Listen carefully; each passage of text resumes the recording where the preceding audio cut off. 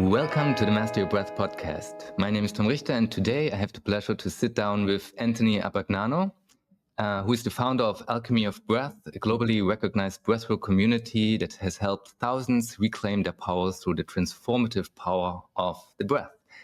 And his personal story, which he shares in his book, Outer Chaos, Inner Calm, details how he overcame profound challenges through breathwork and mindfulness, leading him to create a life of purpose and balance. Welcome, Anthony. Thank you, Tom. It's a pleasure to be with you. Yeah, and I don't know you personally, but I really enjoyed your book, and I would love to know, to start with our talk, what inspired you to write this book, Outer Chaos, Inner Calm, which I think has just come out last week, and how does your personal journey shape this book's message? Well, that's a massive pair of questions there. What inspired me was, there's so many ways to answer that. What inspired me was the need to help and seeing the world in such difficulty right now, being so challenged with, I think I heard on a podcast myself recently, I think we have 66% more conflict and war than we had at the highest point in history, or something like that.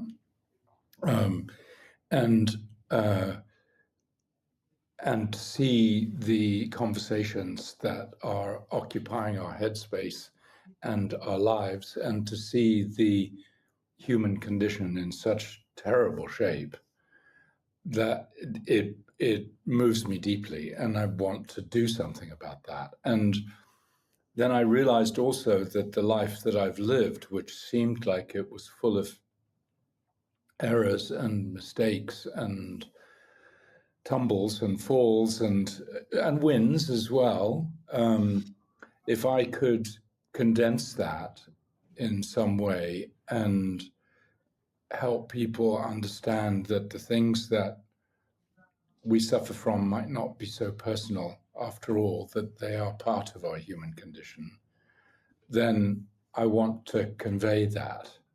So the book is actually born from my life experience, and my life studies, because I've been studying the breath for many years, for over 50 years, and I've been studying psychology and spirituality and practical elements of life as well. From the business world to, sitting in meditation for 7 years. And I've understood that there are things that when we know them, can make life a whole lot easier. And there's kind of a template that exists. And once we discover what that template looks like, we can navigate it it's like a map, and we can navigate it with joy and fun. And really what it comes down to is that we can participate in life in a much more ample way than we think. We don't need to be victims of outer circumstance. We can actually, by creating an inner space, respond to life rather than react to life. And I think that's such an important distinction, because reacting means I want it to happen again. I'm going to react. I'm going to recreate what's already there.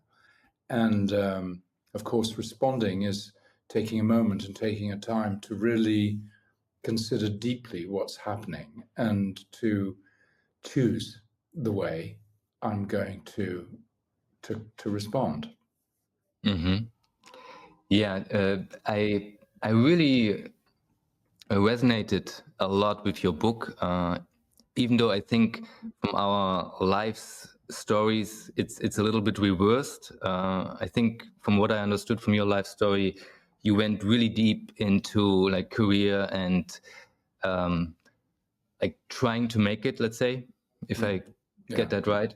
And then kind of running against the wall, going into disease, and then kind of getting reborn and trying to figure out how to rebuild yourself.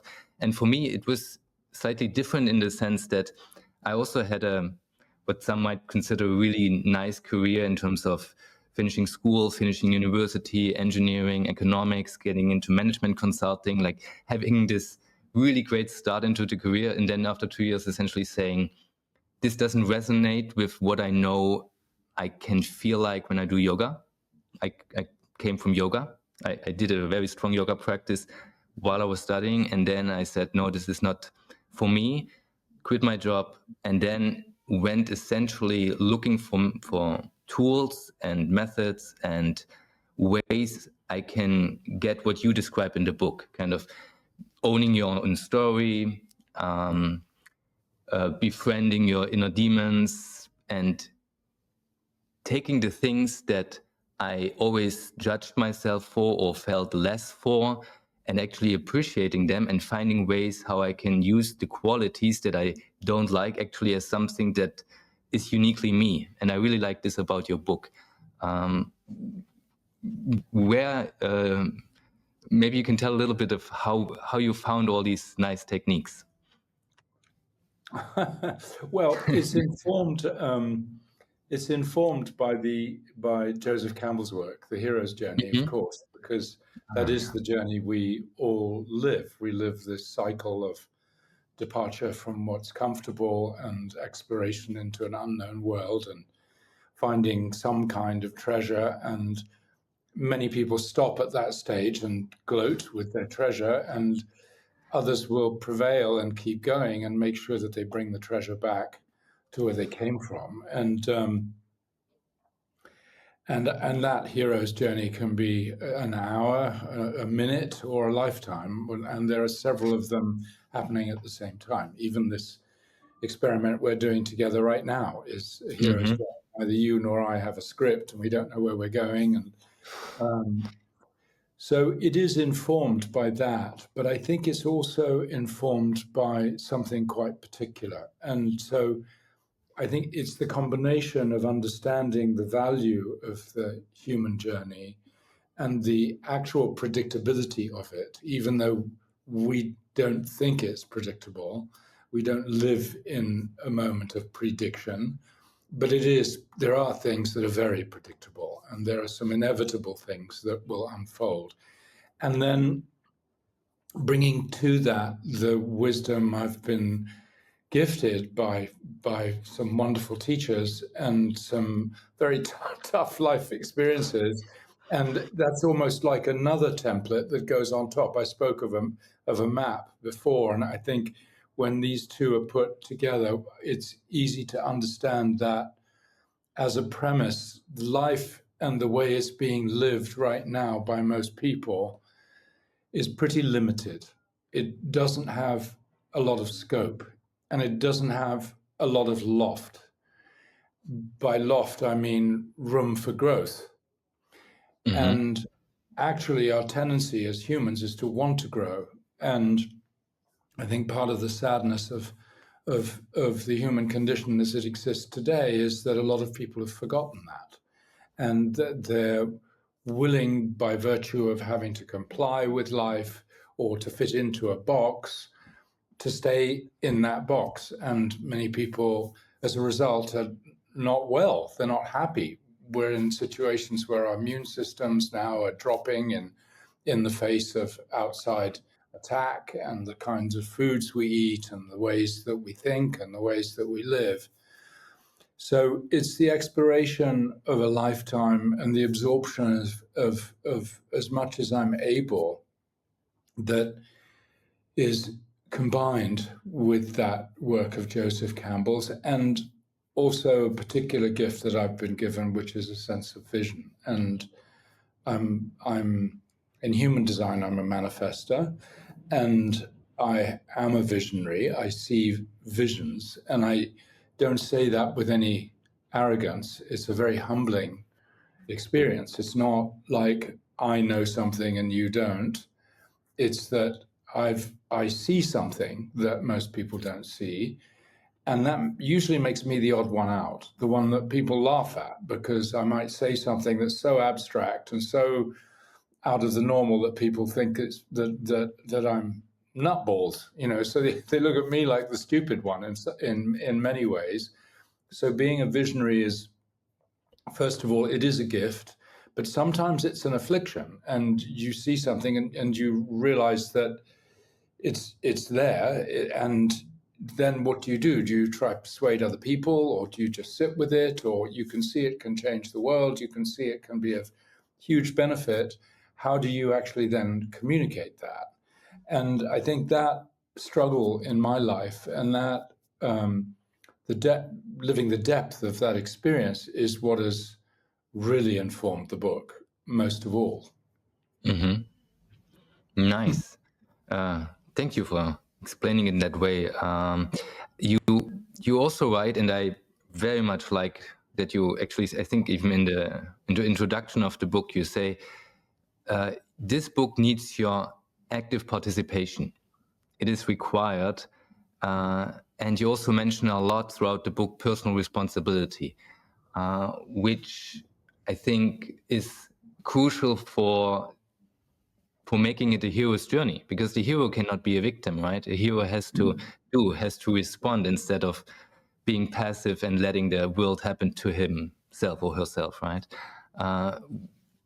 Can you say something about personal responsibility and this active participation part, and how you would like it to be understood? Because I also understand that lots of people will immediately say, well, what do you mean? It's all my fault, that kind of argumentation. And I remember as a kid being told, you're not responsible, you've got to be more responsible. And so the word had a meaning in those days that was really very heavy and grave, and was a measure of how, for me personally, how I lacked rather than how empowered I was as a human being. So it was almost when people would use the word, it was usually with some kind of condemnation rather than understanding or depth of appreciation. And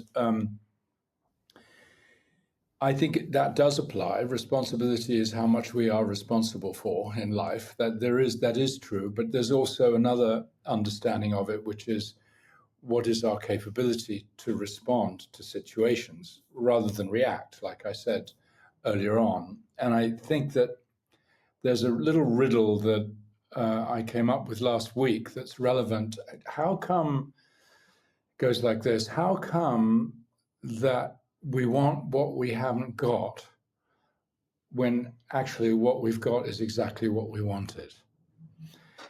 And the juxtaposition between this truth that we're always in search of something, which the paradox says eventually when we get there, it says, well, it's been inside you all along. It's nowhere else. Wherever you go, you'll find yourself, and all of these expressions that we use. And so how come we want something that we haven't got? And then if we are going to take full responsibility for our life, we have to accept that we have created what we've got. If we changed one thing in that pathway, we could have had something completely different. We could have had a completely different outcome. So I'm not trying to say that being responsible means that we dominate life, that we control life. I think that's a misunderstanding, and I think we can see in our technological and now electronic age that we try dominate life, we try dominate nature, and I don't think that that's what can happen. There is a dance, and that dance is between how we show up and how we meet and become aware of what actually wants to happen.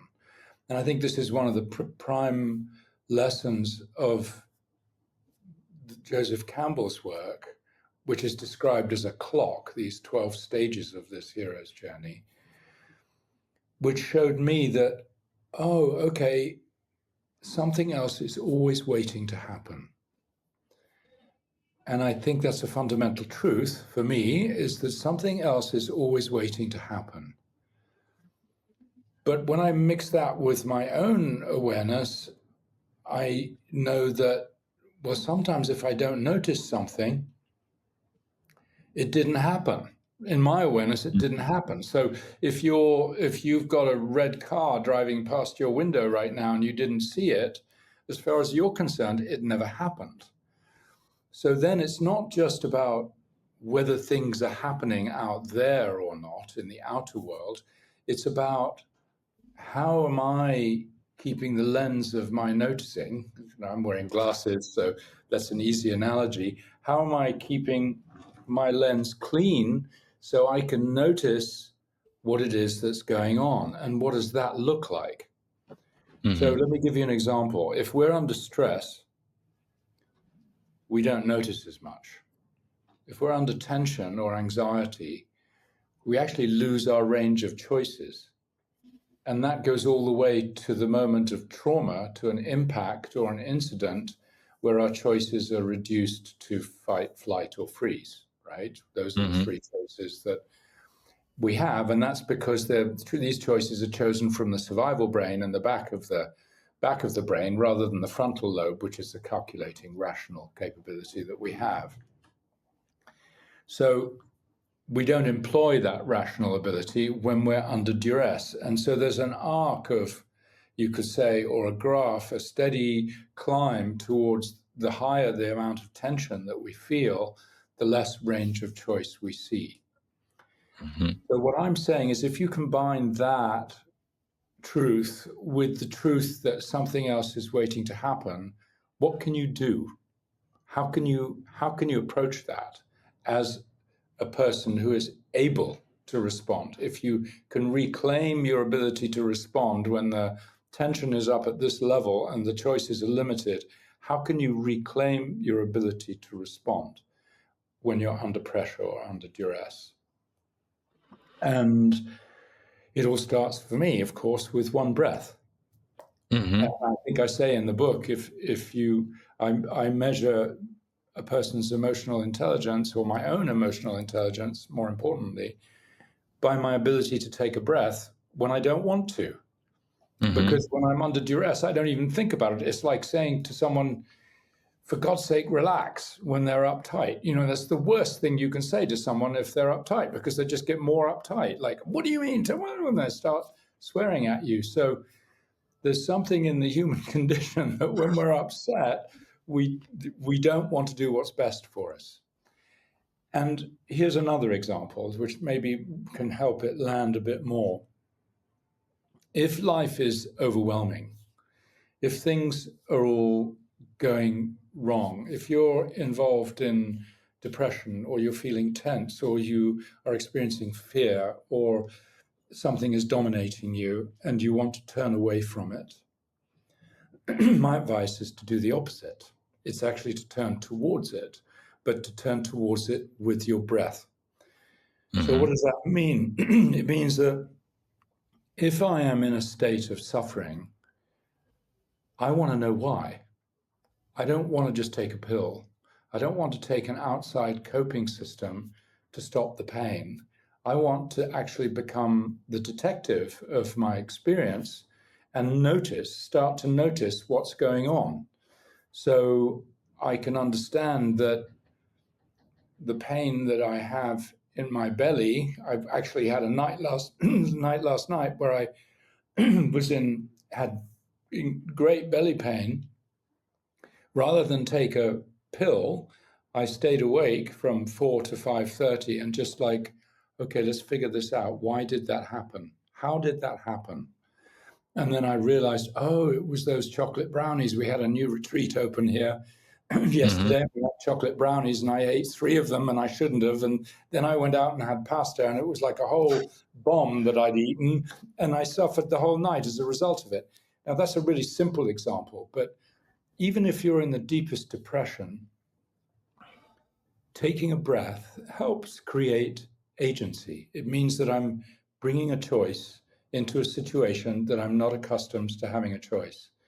So if the tension's that high and I take a breath, I create the space at least to take another breath and at least to say, okay, I need 10 breaths. So let's say someone comes up to me and says something that really wounds me.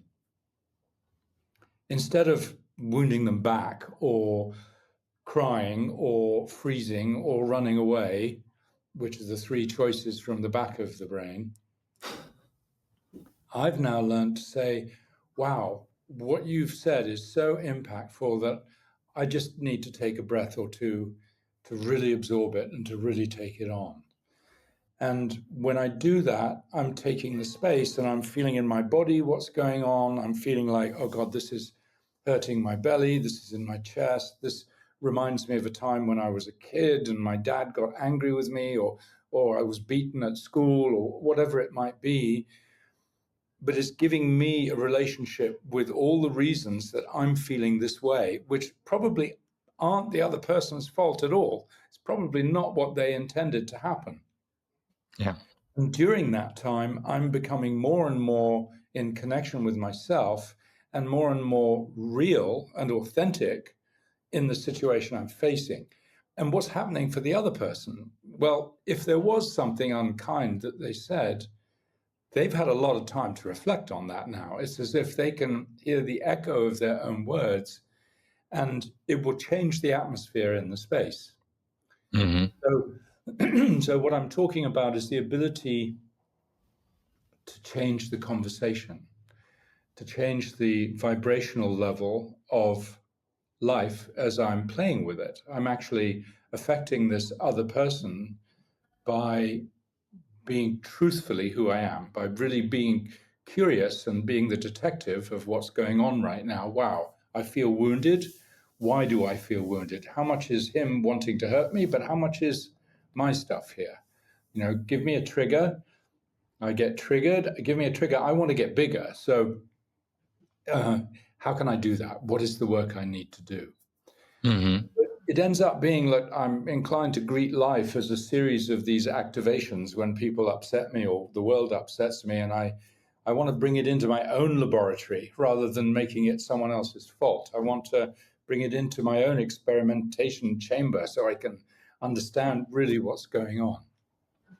Yeah, and I completely agree, and it's essentially also the core of my teaching. Instead of taking something that, like, again, being the victim of someone else telling me how horrible I am, asking myself, why is this triggering me, instead of why did the other person say that? Which can be another question, but not the initial question. And in that way, making it my problem, my opportunity to work on myself, to let something go that doesn't belong maybe anymore, etc.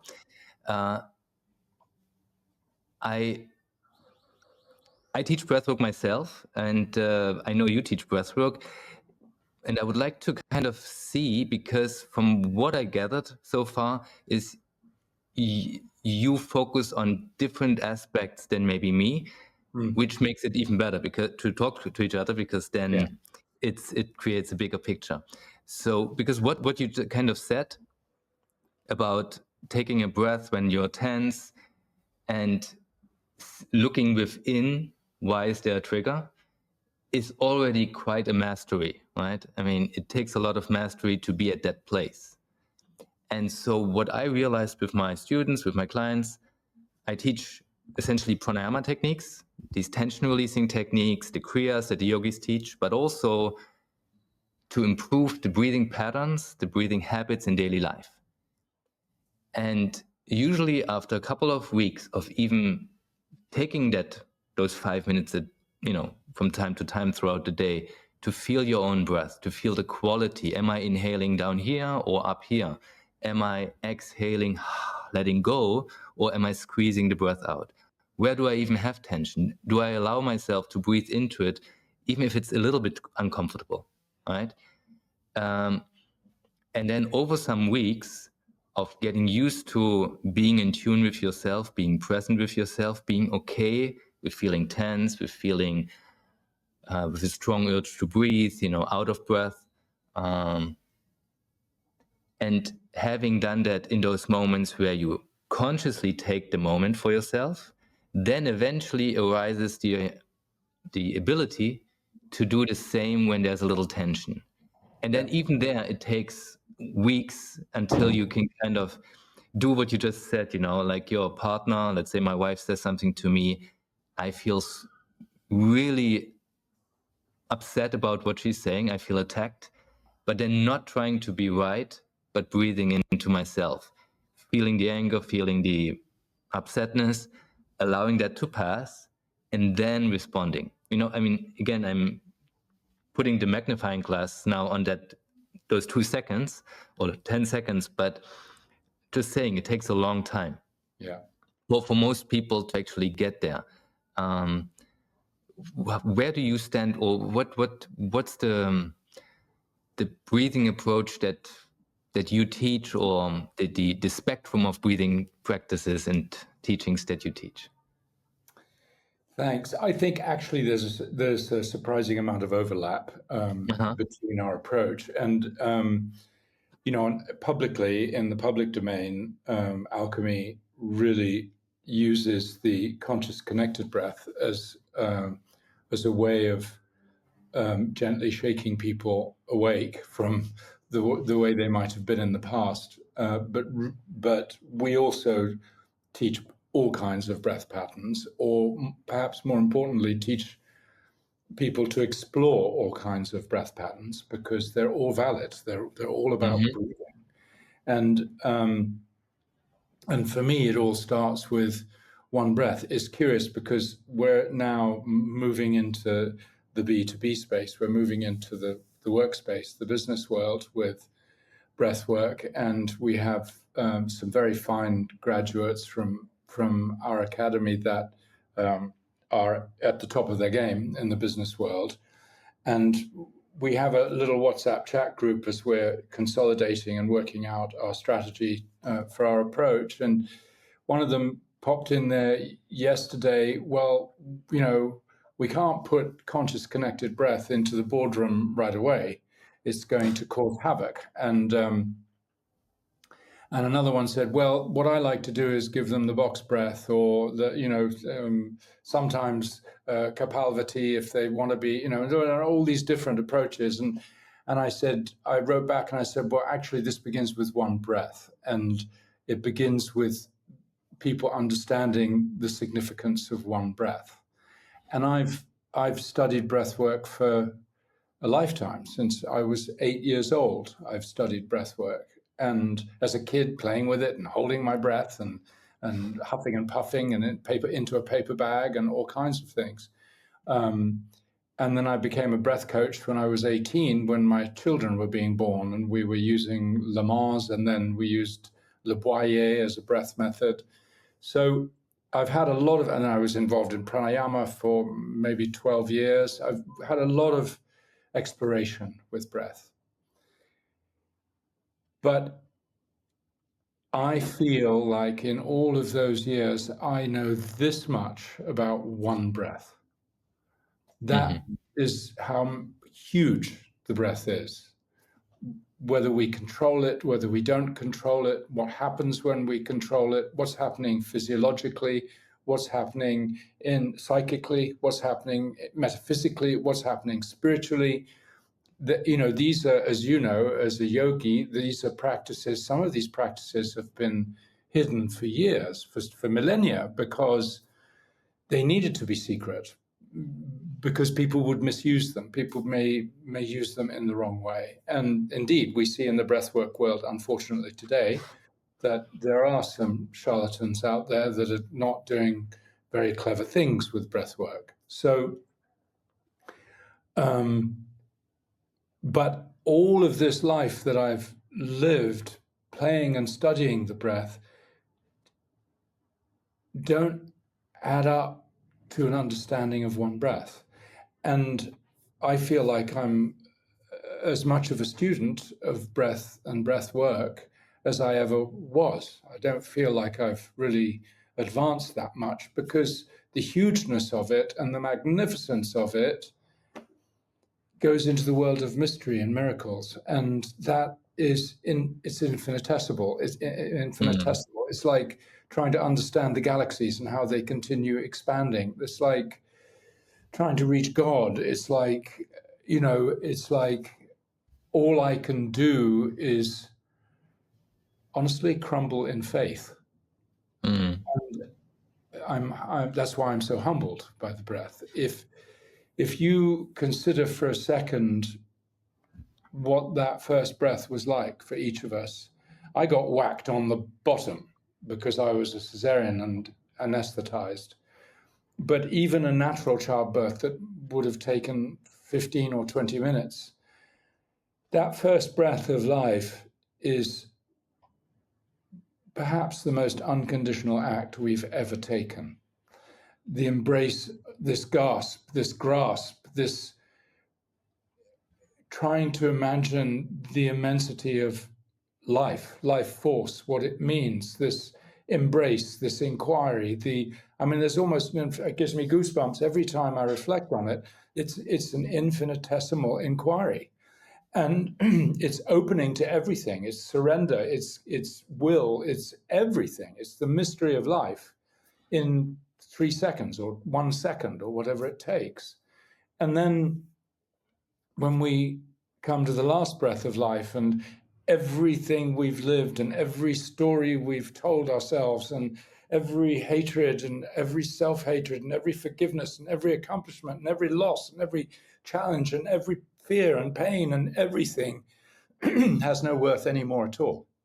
We let go of it. We get to let go of the whole show. And just those two, that inhale and that exhale, make one breath.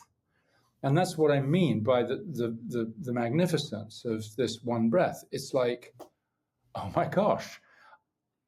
And I've positioned myself in a lifetime where I'm 95% of the time forgetting about it. Mm-hmm. So, like how many of them have I missed? How many of those moments have I actually not contemplated fully and richly because I've taken it for granted and I've just had to, do my job or get to my goal or fulfill my list of things I have to do today. There is something so incredibly powerful in this space, and I'm just walking through it without paying any attention. Mm-hmm. So that's what I mean by the power of the breath. And I think what the commonality that we share in our work, because when people say to me, well, okay, what breath do I use when I'm nervous or tense or depressed or tired or need to sleep? And I say, well, for most of these breaths, you need to practice them when you don't actually need them in order for them to have value. So if you are tense and I just tell you to breathe a long exhale and make a humming sound, that will calm you down. It's not really going to work because you're going to try it, and then a third of the way through your first breath, you're going to go, it's not working, I don't have time for it anyway, and you're going to go back to your nervousness or your tension. So in that sense, I think we're copy-paste, you and I, because it is about breath practices. It's about employing the breath outside of the situation, so you can then, it will become an automated go-to when you're in that situation. Exactly. The technique makes you aware of what's happening inside of you and where you may be lacking. Maybe some people cannot let go, have this passivity of the exhalation. Other people have a hard time taking the full breath in, lacking the vital capacity, whatever it might be. And by engaging in a particular technique, you get more aware, you get more skilled. And by using different techniques, you then get really skilled in knowing exactly what to use. And I think what you also mentioned, like the problem often is that we want this one thing that works, like the pill. Give me that one pill that works for me all the time, instead of trying to look at the individual and trying to really gain that presence, that skill, that ability. And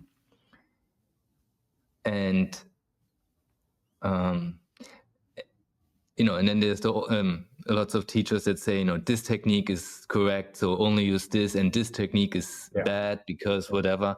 Like, for example, I know that I even joined you a couple of Sundays now, leading up to this interview on your Sunday breathwork sessions, where I think it's a lot about continuous, let's say, rhythmic quite strong breathing, but not too strong, right? I mean, you even mentioned that always, that it shouldn't be too much.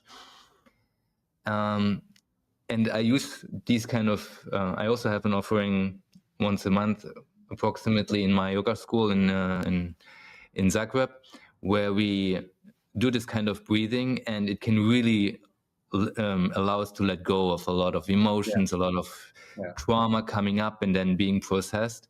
However, I always mention this is something you do ideally in community, in a setting where somebody holds the space, and where you can be fully immersed in that for that hour or 2 hours, whatever. But it's not a way of breathing for the rest of the day. It's not a way of breathing when you work, when you read a book, whatever. And being clear about those differences. When do you use which technique? Or like Kapalabhati, you don't want to do that all day long. It's something you do for a particular reason once. And so I really appreciate you saying it also like that. What I wanted to ask you is, because you also said breathwork is able, and the Sunday sessions that you offer for free, actually, everybody can go on the Alchemy of Breath website and sign up for free. These allow trauma to transform in many cases. You have even a couple of examples in the book. How much do you think this is you preparing the space, the technique itself, and how much is it people being ready for it and coming with that intention, with that trust and that confidence, like, okay, I am gonna breathe, I am gonna keep going. What do you think? What's your thought on that? Yeah, thanks. I think first of all, making the choice to breathe is kind of like 49 or 50% of the job. That's when we reclaim agency. I'm going to breathe into this, is when we're turning around from what we run away from and turning toward it and bringing the magic of the breath. And that's really powerful. So just showing up at a session, let's call that half of the act. And then continually choosing another breath, because the breath we do on Sundays, for example, is a conscious connected breath. Continually choosing another breath and continually choosing to connect the breath and not to fall away or fall asleep or doze off or go into an altered state and just stay there, is strengthening that sense of agency. So this is what I mean by showing up and participating with life. If I realize that my inhale is an act of will and my exhale is an act of surrender, then I'm showing up with a cycle of will and surrender, birth and death, with every cycle of breath that I'm breathing. When you connect that breath, and when I mean connect, I mean at the top of the inhale and at the bottom of the exhale, that you begin the next breath immediately without any pause. It's stacking, in a way. It's stacking each breath upon the last breath. And what happens is there's some physiological things that happen, but there's also something beyond physiology that's happening. And physiologically, we're building up oxygen in the bloodstream, and we're actually reducing oxygen flow to the frontal lobe, but in a kind and gentle way. And when we do that, that means we begin to interfere with our normal way of thinking. Our normal thought process is, as the Buddhists say, 60,000 thoughts a day, and most of them are repetitive and about things that aren't really helping us, right? So if we can slow those down just a bit, then we can begin to become curious about what is it that happens in between the thoughts. And that's our participation, that we're showing up to, let's say it's a bit like showing up to a movie and you haven't read the review. You have no idea what it's about. You haven't seen a trailer. You're just showing up to the movie and you're looking at the blank screen and you're going, okay, let's have it. Show me the movie. And And then the bit that's beyond physiological is that breath, if we look at it in like, I don't know how many different languages, like 14 or 15 at least, that include the word spirit in the word breath. So that's, in English, we call it inspiring. When inspire, expire. Bring in spirit, let go of spirit. Bring in spirit, let go of spirit with every cycle of breath.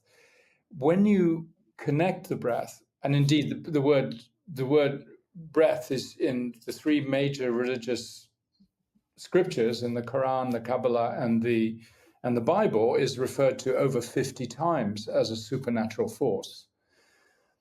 So if we're willing to accept it as a supernatural force, what would happen if you drink from that source? If you breathe and you connect your breath without turning away from it, you keep connecting your breath and strengthening your connection to that source, what will that movie be like? What will show up? Because actually what we're doing is we are embracing, into a very dense form that we live in, we're embracing something that is the most subtle thing that exists in our humanity. We're embracing spirit. It's the breath, you can't see it, you can only see what it does. So what would happen when these two things, what is the alchemy that can occur when these two things are combined? And there are some conditions that we need to use in that participation. We need to be non-critical. We need to be not expecting something, ideally not needing anything, not trying to get somewhere, not trying to go anywhere else, just coming here with each breath, being more and more present with each breath. And then what we call miracles happen. And I've seen miracles happen, what we call miracles happen, repeatedly with breath work, extraordinary shifts in consciousness, in physical condition, in healing, people who've not been sighted, seeing again, some extraordinary things that we would read about in the Bible that actually do happen. And I think it's because of the unconditional connection of this physical form with something that's greater, allowing that to come in. And from a quantum physics point of view, we're just making ourselves available to a cosmic code that can reset what's going on. It's not, and from my study of miracles, because I studied miracles for 3 or 4 years, I was fascinated by this concept of how we cast them as something completely remote and unexpected that I didn't deserve or anything, and it just happened, kind of thing. It happens to someone else, not to me, kind of story, into understanding that actually there is a physics to miracles, and there's almost a mechanical aspect to what we call miracles.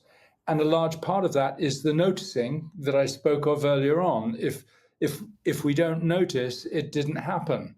So what can we do to polish the lens of our noticing? And I think that unconditional, conscious, connected breath is exactly that. It's polishing the lens of what we're looking through, so we can begin to see things differently.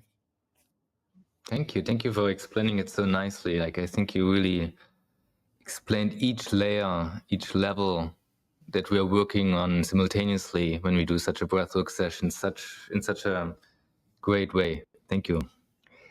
If you have, it's a difficult thing to describe. I always tell my students and my graduates, don't talk about it, just get people to do it, and then they get the download themselves. But exactly, it's much easier to hear that when you have felt it. Yeah, exactly. Yeah. If you, what you said before about, the world is crazy and we are all on a population level, on a societal level, so much in fight, flight, freeze, and we are essentially, especially with social media, with the news, constantly feeding our fear brain, and essentially feeding into the outer chaos all the time. And what we have been talking about today is essentially that step to finding, that step inside to say, I'm going to reclaim myself, my inner space.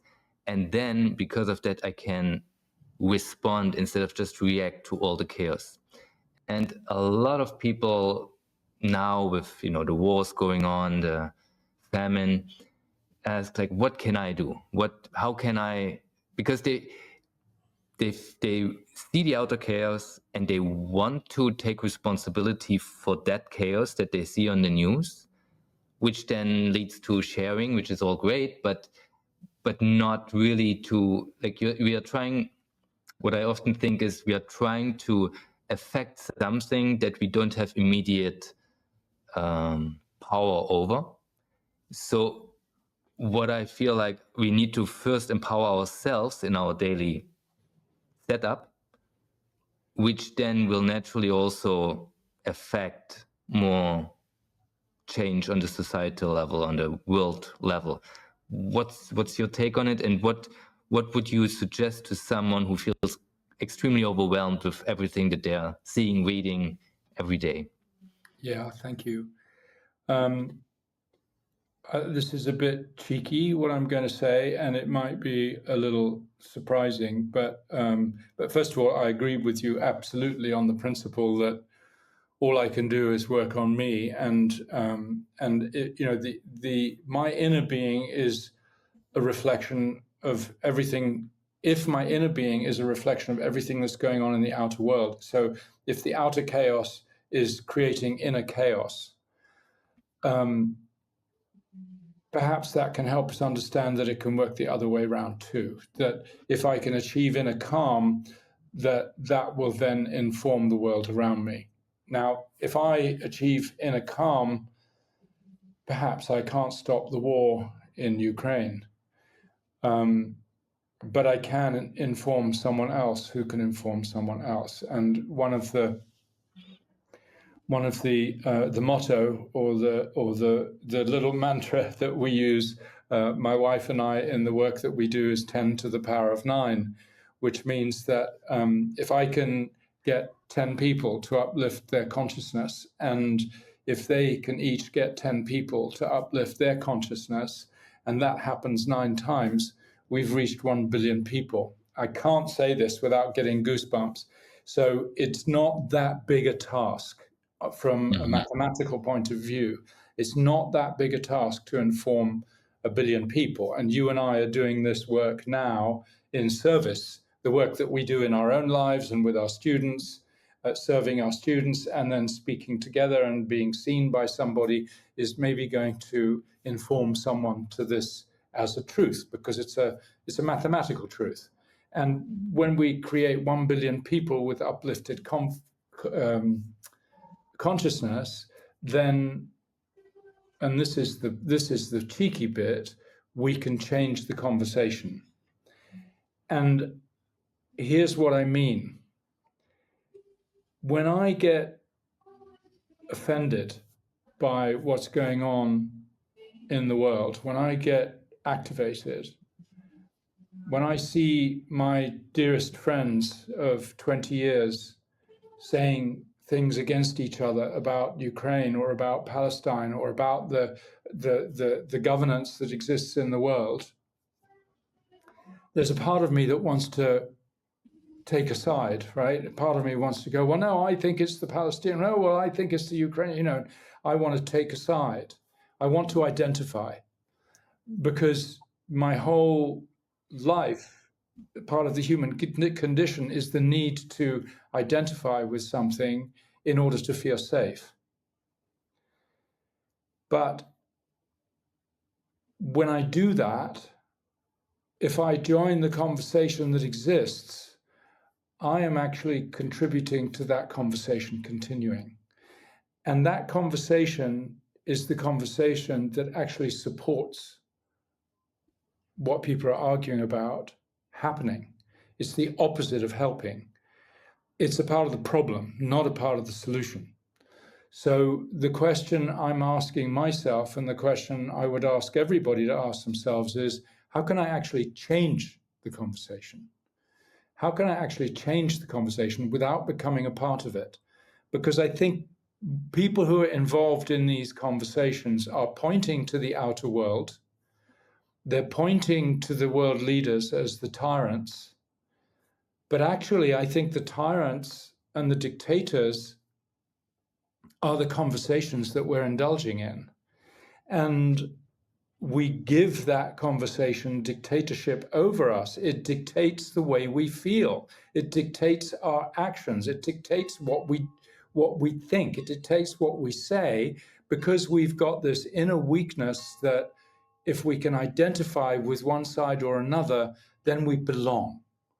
But we're not actually dealing with an issue that exists in our humanity, is that we don't feel like we belong. One of our fundamental misbeliefs is that I'm not good enough in this world and I don't belong. So it's pretty radical. This is sometimes from the day we're born. I mean, I was whacked on the bum, the moment I came to life. That's not a welcome that's saying, come to my breast and, belong. It's kind of the opposite. So our conditioning from a very young age is one that creates a yearning for unity. This separation from the womb, the separation with the umbilical cord is all about a wound that, at some level, an existential wound that we deeply want to heal.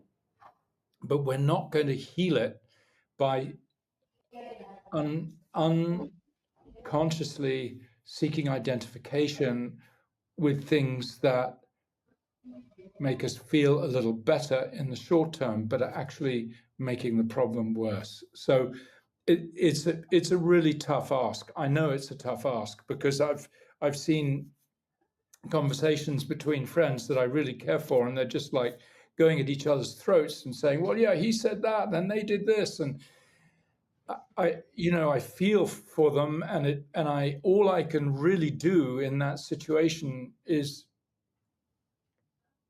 take a breath and feel it, feel the discomfort in my body and be with it. Because unless we're all willing to be with that discomfort instead of trying to scramble out of it by accusing someone else of being the problem, we are going to be the problem. And that's the dichotomy. That's the human dichotomy. And so I stand up for asking that question: how can I change this conversation? Wonderfully said, wonderfully explained, and I think it really is on us to bring it into each and every moment and continually work on it. I mean, I feel like I have been working on this kind of stuff for 20 years, since I got more into yoga and tried to undo all the wiring that happened to me, but I'm still not there. I'm still not even close to being there, right? But for example, even just also because you can take everything you just said and find the nuance that you can oppose, right? Like, for example, even just looking inside.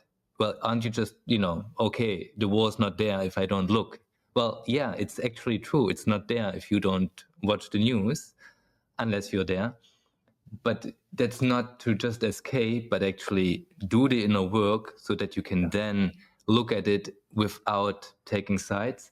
And I just, in the summer, lots of kids together, they're playing, they're fighting, and then the parents, how do they react? How do I react when my son is being mistreated, right? Yeah. Like, do I just take his side because he's my son? Or do I say, well, look, this is what the other person did, this is what the other person intended. Now everybody has a need that needs to be met. And in that way, trying to make also the next generation understand that they're not being personally attacked. Everybody's trying to meet their own needs. We don't appreciate all the ways that people try to meet their needs. Some, use a rather bullying way of acting, but still they're just trying to meet their needs. And acknowledging that without saying that's a good way, but just acknowledging that and making yourself understand instead of just taking the sides, I think goes a long way in, like you said, spreading it slowly to the billion people. Yeah, absolutely. Yeah. Yeah, and like you say, every hostile act is an act about an unexpressed need. So we've got a long, and like you said, I fall into this trap all the time too. This isn't about perfection. I think it's about approach and commitment and renewing that commitment every time we stumble. Yeah, that's so true. And how challenging, I say it with compassion for all of us, how challenging it is to consider the agony that exists in the human world without, it's so compelling to take an external act to do something about it. And of course, sending food and sending clothing and money that can be used in responsible ways is such a help, and we can do that kind of thing. And holding people in prayer and is also a wonderful thing. And I was talking to a friend of mine who wants to do an event at our retreat center at the end of August, and he said, I want to raise money for Palestine, because I'm seeing what's happening to these little children who are going to get food and then getting shot with the food in their arms. It's as if it's being used as bait to entrap them. And I said, I'm absolutely up for doing this. And I have to say, I don't want it to be about making one side wrong and one side right. If it's about that, then I can't support it, because there are people suffering on both sides. And ultimately, from a spiritual perspective, who is suffering more, the killer or the killed? It's like